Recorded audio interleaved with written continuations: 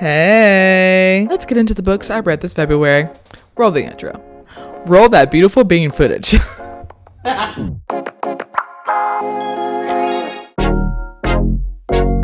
I read 11 books this February, and thankfully they were all pretty good. I didn't have any books that were absolutely atrocious, so a win is a win. I had 2 books that I started the end of January that carried over into February, so I'm going to talk about those 2 first. So the first book that I finished in January that carried over was called Easy as Pie. Now this is a Kindle Unlimited book. I'm not really sure if this series of books is exclusive to Kindle Unlimited, but that's where I found it. And this is by the author Karina Taylor. So Easy as Pie is part of the Sweater Weather universe, and there are several books in this universe, and Easy as Pie is number 5. I have not read any of the other books.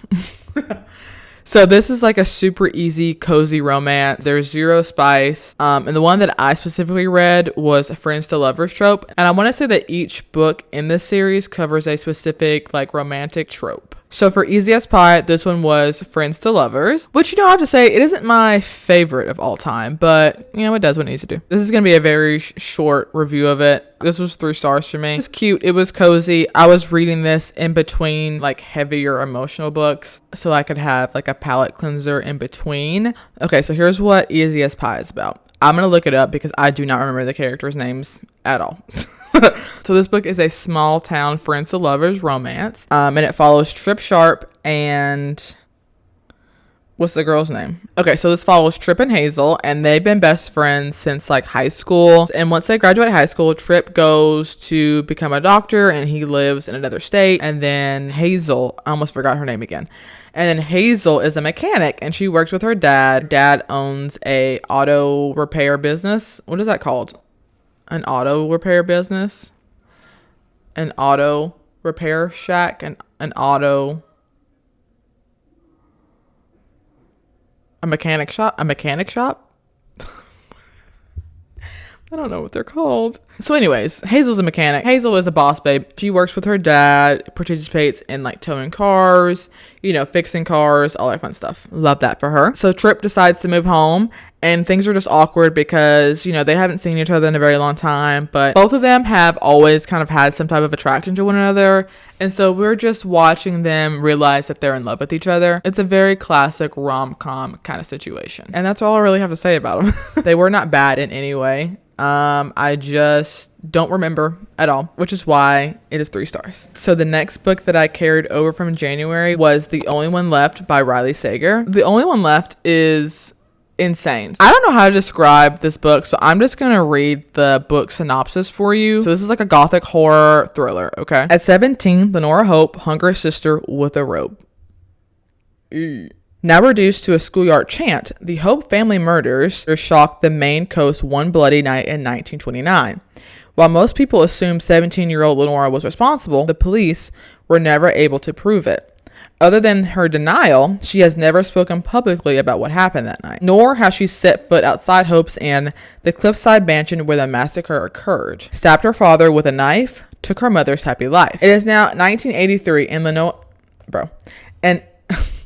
It is now 1983, and home health aide Kit McDear arrives at the decaying Hope's Inn to care for Lenora after her previous nurse fled in the middle of the night. In her 70s now, and confined to a wheelchair, Lenora was rendered mute by a series of strokes and can only communicate with Kit by tapping out sentences on an old typewriter. One night, Lenora uses it to make a tantalizing offer. "I want to tell you everything." "It wasn't me," Lenora said, "but she's the only one that's not dead." As Kit helps Lenora write about the events leading to the Hope family massacre, it becomes clear there's more to the table than people know. But when new details about her predecessor's departure come to light, Kit starts to suspect Lenora may not be telling the complete truth and that the seemingly harmless woman in her care could be far more dangerous than she first thought. This book was crazy. It was very camp. I don't really even know how to describe the book. And I have to say, this book as a Lifetime movie would slap. It'd be a straight to DVD release and it would not be perceived well, but 10 years later, it would be like a cult classic. Like, that's the vibes of this book. It wasn't bad. It's just, it was like every 3 minutes there was a plot twist to where it kind of got a little convoluted, and it's like, all right, I feel like it's one thing to keep the reader on their toes. It's another thing to just pull out any plot twist out of thin air just because you can, which, I mean, as a writer, you can do whatever you want, but how many plot twists is too many plot twists, you know? Now I'm mad at the end of this because all of that for that. I mean, okay. And to be real, like, I've talked about this book to so many people that the more I talk about it, the more I'm starting to like it. So I've actually raised the rating to 3.5 stars. I mean, like, I did enjoy the book. It's just that when I finished it, I was exhausted. I mean, it's good. I'd recommend it. Okay, the next book that I read was The Inmate by Freida McFadden. So The Inmate is about a nurse practitioner who becomes a nurse at the prison in her hometown. Now, Brooke has since moved away because when she was a teenager, she was involved in a home invasion where two of her best friends were killed. So one of the main things of working with the prison system is that you're not supposed to have any type of relationship with anybody who's in said prison. Yet Brooke knows a person that's in the prison, and in fact she's the one who's testified to get him in prison, so she's already broken that rule. So the story is basically about Brooke trying to like navigate moving back home, one, because this was like a tragedy that rocked the entire city, and it's about her trying to keep this secret to herself, but also she has her own other secrets that we don't know as the reader, and then they come out obviously as you're reading the book, because that's how reading works. Now, this was my second Freida book, and was it my second Freida book? So this was the second Freida McFadden book that I've read. It definitely wasn't my favorite one. The one thing about Freida McFadden is she is a brain off thriller author, and you know, I have to respect that. She is going to write a main character who is just going to get on your ever last nerve, and that definitely was the FMC in this book. Like, girl, are you dumb? I fear I can only read a Freida book if I am maybe at the beach, maybe I've had a couple cocktails, you know, and my brain is off. It's not functioning properly. Maybe I have a concussion, and this is the first book that I'm ever reading. I initially rated this book 3.75 stars, but I think I'm going to bump it down to like a 3.25. So the next book in February that I read was The True Love Experiment. So I read this as an audiobook, and I really, really enjoyed it. So this is my first Christina Lauren book that I've ever read, and I really liked it. I thought it was super cute. The only thing with The True Love Experiment is that I did not know that it was an interconnected book. The first book is called The Soulmate Equation, I think, and I will eventually read that, but it's an interconnected story. But I don't think you have to read the other one to like enjoy this one, because I enjoyed it and I didn't read the first one. This book is about Fizzy, and she is a award-winning, very, very famous romance writer, and she's having some of the worst writer's block she's ever experienced in her entire life. Fizzy is surrounded by people who have found their happily ever afters, and then she's kind of feeling stuck because she hasn't. She dates a lot of guys, but she hasn't really found anybody that she can really connect with. She's our female lead for the story. Now, our male lead, his name is Connor, and he is British and tall and attractive and a single dad, and he loves his family, and he's still besties with his ex-wife. Love to see that. And he makes nature documentaries, and one day his boss tells him, hey, we're not funding the documentaries anymore. I need you to make a reality TV show. So he comes across Fizzy and decides, this is who I want to be my lead. So basically the reality show is called The True Love Experiment, where they use the technology from the first book. This is a lot of backstory. Long story short, it is a dating app based on your DNA. And so the computers in that book will like genetically match you to your best possible mate, essentially. So the premise is, so they're going to get a group of guys and they're going to pick, you know, 2 really strong matches, 2 medium matches, 2 low matches, so on and so forth. I really loved this book. I ate it up. It wasn't too much. It was definitely cringy at some points, but I feel like every romance novel has to have one moment where you're like, ugh, gross. The thing that I liked the most about this book is that our 2 main characters were over the age of 25. Like, it's just really nice reading about someone who isn't 18 or 19 years old. You know, their frontal lobes were developed. I thought it was super good. The next book I read in February was A Love Song for Ricki Wilde. Now, this is a book that is highly, highly, highly recommended by a lot of different people. And it was my first time reading something by T. Williams, and it was super good. It definitely was not what I was expecting. The best way I can describe this book is that this is a fairy tale with all the fairy tale elements, but set in modern times. So we have Ricki, who is from Atlanta. Her family is super rich. They own like all the funeral homes in Atlanta, basically. But Ricki does not want to follow in the footsteps of her sisters, of her parents. And she's an artist. She's a free spirit. She loves flowers. Like, that's her thing. And so she decides she's going to move to New York and open up her own flower shop in Harlem. While she's in Harlem, she randomly runs into this guy, and she cannot shake him. Essentially, it's their story. If you're someone who reads fantasy books, this is like a fated mate situation. They are basically destined to be together. I thought it was a really beautiful story. I love the way that it was written. It felt real.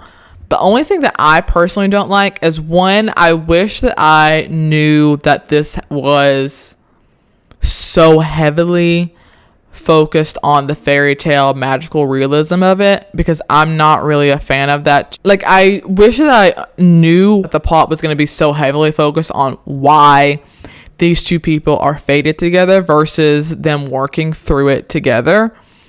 I don't even know if that even makes sense. That was something that I was kind of like, kind of took me out a little bit. And I also am not someone who likes reading insta love stories. Like, I need yearning. I need there to be tension. I need there to be a reason why these two people should be together, but there's something blocking them from being together. And while it does have that, it was focused on the more like fairy tale aspect of it. I don't know. Don't get me wrong. It was really good. I enjoyed it. I was like giggling and kicking my feet, but I don't know what I would change about it if I could change it. Now, the book does feature 2 different timelines. I felt like I didn't get to see too much of my main leads together. And while that's cool, I wish I would have got more of them together. And I didn't really get that. However, I did rate this 4.75 stars. Because I'm not a monster. The vibes were there. If you're someone who's not into like that fairy tale stuff, you're not going to like this book. Also, it's very slow. And not like slow as in like a slow burn. It's just slow. Like the plot just moves slowly. So actually, now that I think about it, I may move my rating down to just like a regular 4.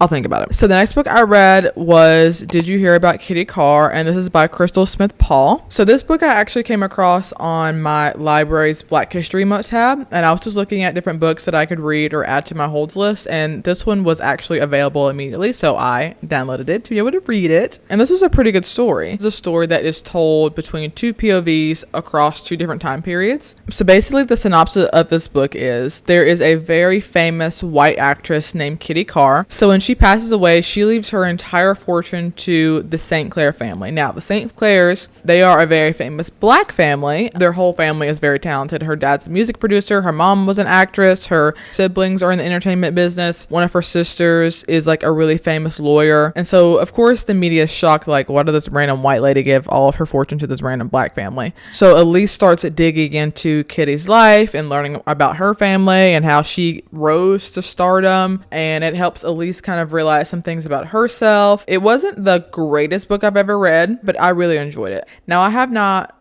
read this book yet, but it's compared a lot to The 7 Husbands of Evelyn Hugo, and I want to say Taylor Jenkins Reid actually did one of the blurbs on this book. And of course, people are always going to be like, oh, well, she's just trying to copy you. Girl, go on somewhere. So one thing about this book is it doesn't have the greatest reviews. And unfortunately, a lot of those reviews are from people. Actually, I'm not going to say that. This story kind of goes into race, growing up during segregation, Jim Crow laws, and about being a woman in the 1930s to 50s, trying to make it in Hollywood. I thought it was really good. I thought it was entertaining. I unfortunately did not care at all about Elise and her family. Like, if the whole book was from Kitty's POV, like, I would have rated it higher. Elise and her family kind of give Kardashian vibes, and that vibe is not my vibe. Nothing about them intrigued me at all. Sure, the mystery was cool, but I didn't care, to be quite honest. Now, I do think the overall story of this novel is really important to discuss. especially because it tackles stuff like racism, you know, being a woman, period, and also being a woman in the entertainment industry, colorism, feeling like you are staying true to your racial identity. It was really deep. I thought that it was a really interesting read, and I liked it. I rated it. Let's see what I rated it. I gave it 4 stars. I don't know if I would reread it, but I liked it. So 4 stars. Now, this next book was one of my favorites for the month, and that is It's Elementary by Elise Bryant. I loved this book, and I've talked about it a few times. So this follows the story of Mavis, and she's a single mom, and she's one of the few Black parents at her child's school in California. Now, so one day the PTA president corners Mavis, and she's like, "Hey girl, I need you to be the chairman of our new DEI committee." And Mavis is like, "Oh, is it because I'm Black?" And the PTA president is basically like, "Yeah, girl, it's because you're Black." So Mavis kind of gets guilt tripped. So Mavis kind of gets guilt tripped into becoming the chairman for the DEI program. And at the first PTA meeting of the year, I think it's the first PTA meeting of the school year, there's a new assistant principal. And so the PTA president, her name is Trisha, and the new assistant principal that I don't remember his name at all. What is that man's name? I don't know who this man is. I don't know that man's name. I'll put it on the screen. He and Trisha get into a little argument during the PTA meeting, right? And everyone's like, "Ooh, yikes." And then the next day, the principal doesn't show up to school. So now we're like, "Girl, what happened to the principal?" And it's like days and days and days, and he's still not showing up back to school. So Mavis decides she's going to snoop into this a little bit, and she gets to snooping. Like I said, I really love this book. I went in with no expectations, just like a fun, cozy mystery to read, and that's what I got. Even better news, there's going to be a second book coming out in the summer by the same author. You know, it got into some deep topics too. There's a train. Please hold. The train is gone. What was I even talking about? So what's cool about this book is that it did dive into like deeper topics, racism, microaggressions, you know, charter schools, which is a very like touchy subject for a lot of parents that I've recently just learned. Like I knew they were like a big deal, but like I didn't get it, right? Because I don't have children. It also talked about like, you know, what does it mean to be a good parent? How do I stop being so hyper independent? How do I accept a new love in my life? I loved all the characters in this book. Oh, and I forgot, there's a little side romance. Yeah, and it was good. It's very PG, very fun time, low stakes. This was a reset brain off book, and I love it. This would eat down at the pool. Now, the only thing that I didn't love about this book is that it was a little too long for me. The middle kind of drags a bit. If this was like maybe 75, 100 pages shorter, I think I would have loved it even more. But don't get me wrong, it was still good at the length that it is. But if you decide to read it, the middle's gonna drag a bit. I rated this book 4 stars, and I've been recommending this book to people, so I liked it.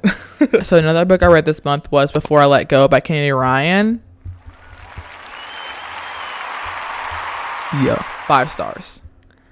5-star book. This book was so good. There is spice, even without reading spice. Like the plot was there. It was so good, incredibly emotional. So this is a series, and the 3rd and final book will be coming out in May. So for this story, we follow Yasmin and Josiah, and they've been together since they were pretty young, and now they have grown up. They have a thriving restaurant.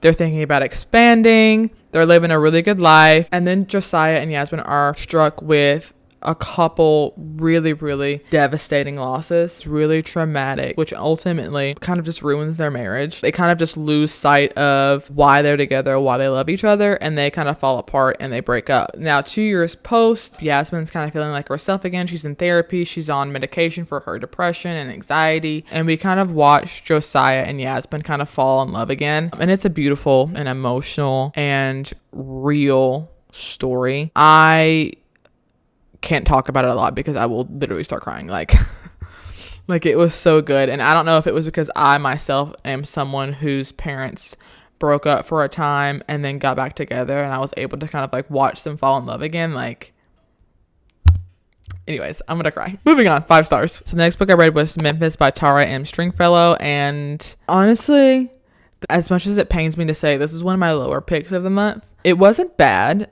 but it's a very heavy book. Now I'm thinking about it, I read a lot of books this month with like a multi-generational timelines.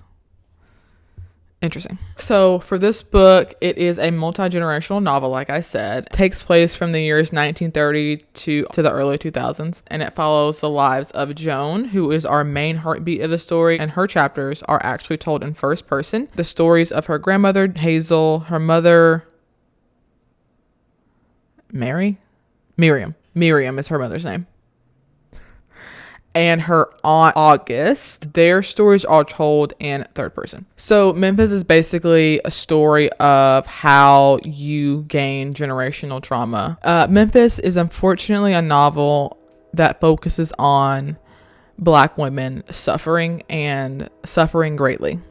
And you know, something about that was really hard to read. And I do understand that this book is the reality for a lot of women. It was a very difficult read. And another thing with this book that I didn't really like, that I immediately put a bad taste in my mouth, and I almost DNF'd it after the first chapter. There were no trigger warnings, and I am not exaggerating at all, because literally the first chapter, we learned that our main character, Joan, is being forced to live with her cousin, who years earlier SA'd her when she was 3 and he was 7.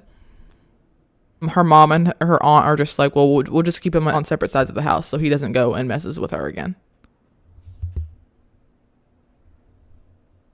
Be serious. And it was so jarring. Majority of authors nowadays will put in the beginning like, hey, this book covers heavy themes, like viewer discretion is advised. For stuff like that, anything involving kids, and especially like abuse in children, hey, can I get a little warning for that? And I also don't want to know details of the story. We can allude to it and I can get the picture. Anyway, I'm like low-key mad about it. I'm actually getting like upset talking about it. And it's also never addressed again. I just have really mixed feelings about this book. I do think that it is the reality for a lot of people. I just feel like some of the aspects of the story, like that specifically, could have been handled in a much more delicate way and a little bit more considerate way. It was okay. Yeah, it was a lot. And I'm gonna move on now. And the next book I read that I really liked this month was called A Song to Drown Rivers, and this is the cover. It's gorgeous. I wanted to show off the cover, and it's got these beautiful sprayed edges.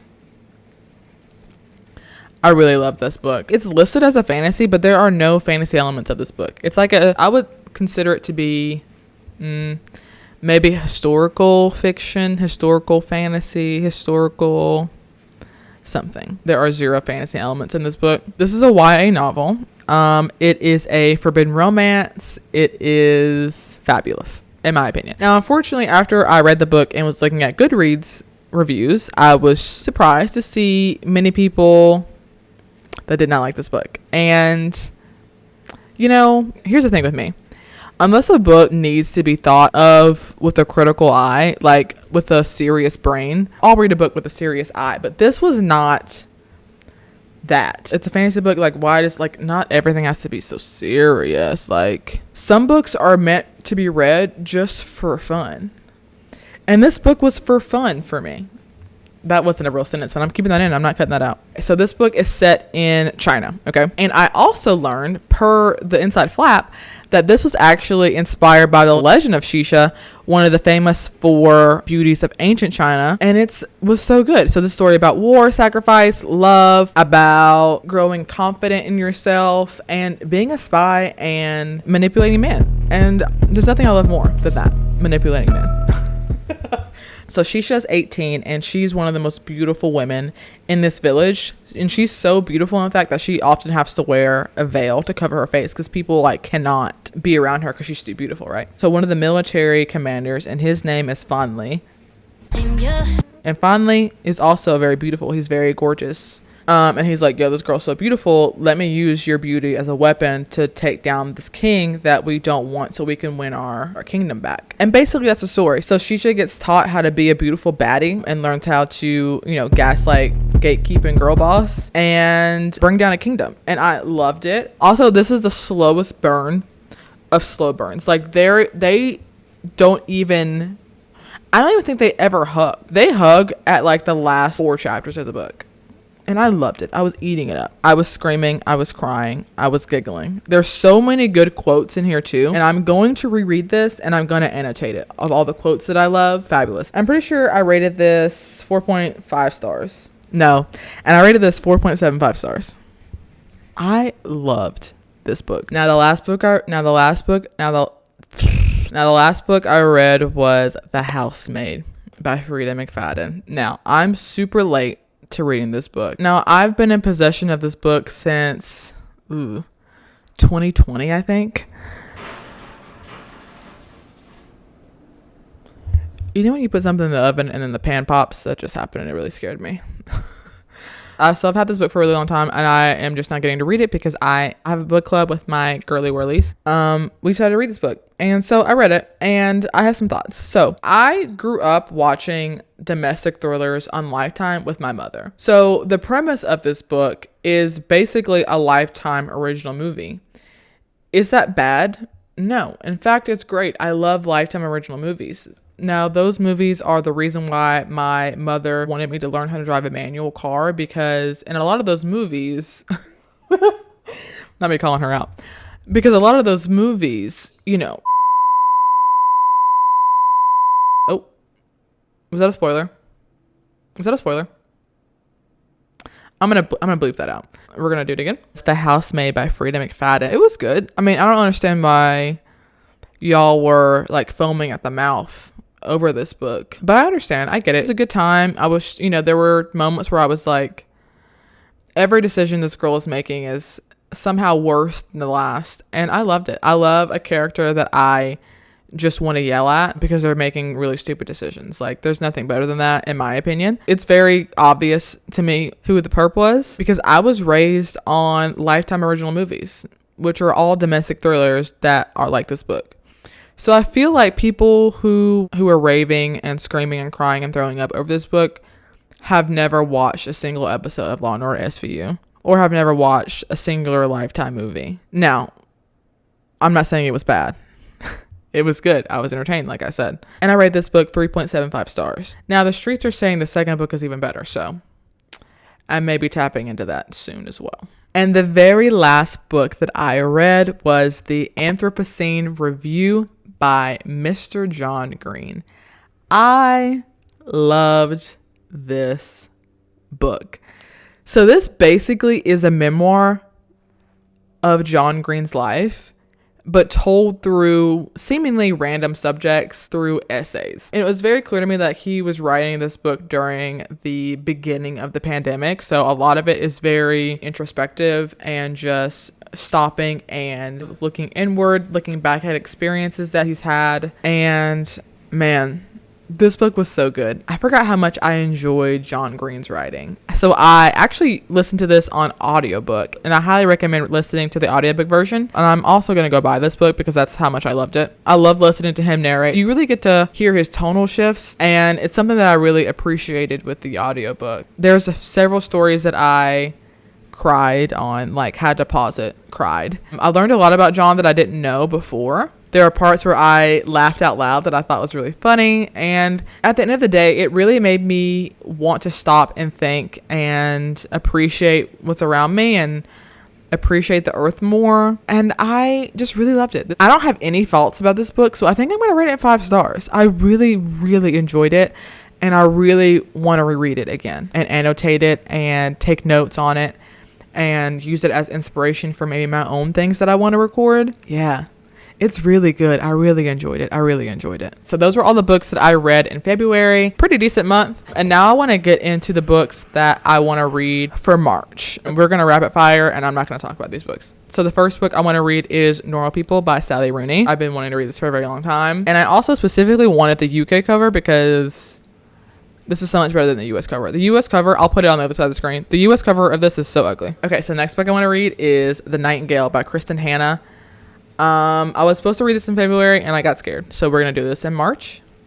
And I have the audiobook primed and ready. So the next book I've been wanting to read for a very long time. And I found a copy at Ollie's Bargain Outlet.